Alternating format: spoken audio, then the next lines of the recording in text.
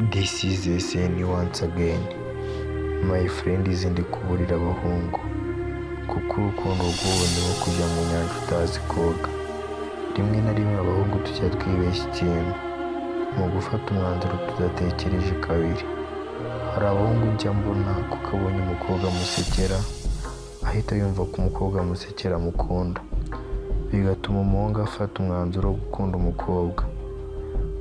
Ubwo ni ubugoryi mwa bahungu mwe, kuko umukobwa azatangira kubonamo ubugoryi, atangire kukubwira ko akeneye amafaranga yo gukoresha umushatsi, gukoresha inzara n'ibindi, kandi nyuma yaho umukobwa azatangira kwenjoyinga n'inshuti ze, akaba agukunda kubw'ibyo ubona biguturutseho. Rero mwa bahungu mwe mugire ubwenge kuko iyi si irashaka. This is SN once again. My friend ndi kuburira abahungu kuko urukundo rw'ubu ni nko kujya mu nyanja utazi koga. Rimwe na rimwe abahungu tujya twibeshya ikintu mu gufata umwanzuro tudatekereje kabiri.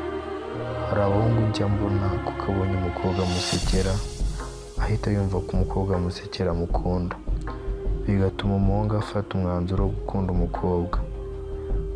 Ubwo ni ubugoryi mwa bahungu mwe, kuko umukobwa azatangira kubonamo ubugoryi, atangire kukubwira ko akeneye amafaranga yo gukoresha umushatsi, gukoresha inzara n'ibindi, kandi nyuma yaho umukobwa azatangira kwenjoyinga n'inshuti ze, akaba agukunda kubw'ibyo ubona biguturutseho. Rero mwa bahungu mwe mugire ubwenge kuko iyi si irashaka.